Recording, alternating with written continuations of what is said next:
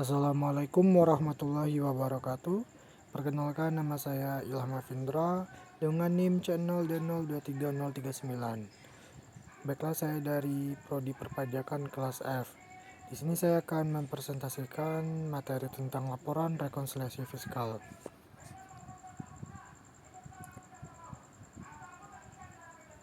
Baiklah, kita langsung ke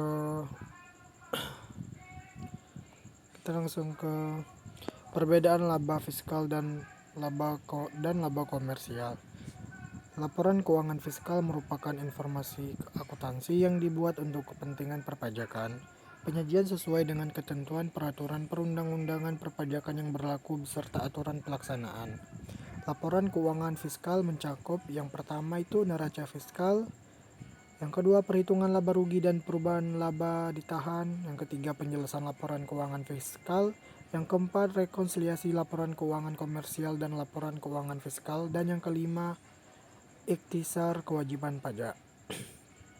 Laporan keuangan komersial disusun berdasarkan standar yang telah ditetapkan sesuai dengan prinsip akuntansi yang bersifat netral atau tidak memihak. Selanjutnya kita ke koreksi positif dan negatif. Yang pertama yaitu koreksi positif. Tujuan dari koreksi positif adalah menambah laba komersial atau laba penghasilan kena pajak atau PKP. Jadi, koreksi positif akan menambahkan pendapatan dan mengurangi atau mengeluarkan biaya-biaya yang sekitarnya harus diakui secara fiskal. Ada juga koreksi negatif, yaitu tujuan dari koreksi negatif adalah mengurangi laba komersial atau laba PKP. Hal ini disebabkan oleh pendapatan komersial yang lebih tinggi daripada pendapatan fiskal dan biaya-biaya komersil yang lebih kecil daripada biaya-biaya fiskal.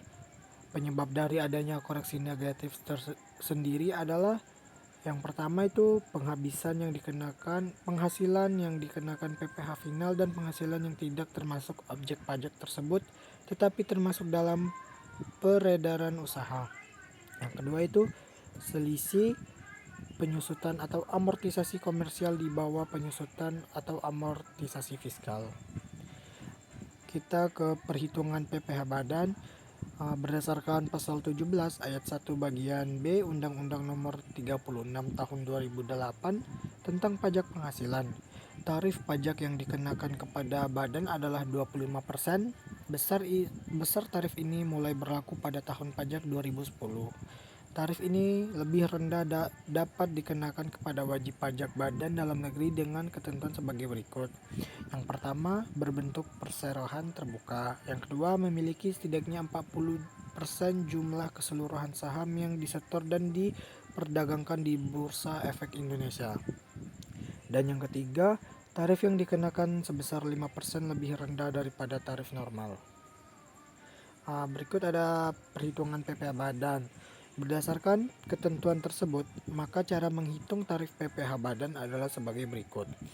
Apabila suatu badan memiliki jumlah penghasilan kena pajak senilai 1 miliar, maka tarif PPh badan yang harus dibayarkan adalah 25% dikali 1 miliar, yaitu 250 juta. Sementara itu, penghasilan yang dipotong dengan pajak penghasilan yang bersifat final tidak termasuk dalam ketentuan ini. Tarif pajak final diatur dalam aturan tersendiri berdasarkan peraturan pemerintah. Baiklah, sekian materi yang bisa saya sampaikan. Lebih salahnya saya mohon maaf. Saya akhiri. Wassalamualaikum warahmatullahi wabarakatuh.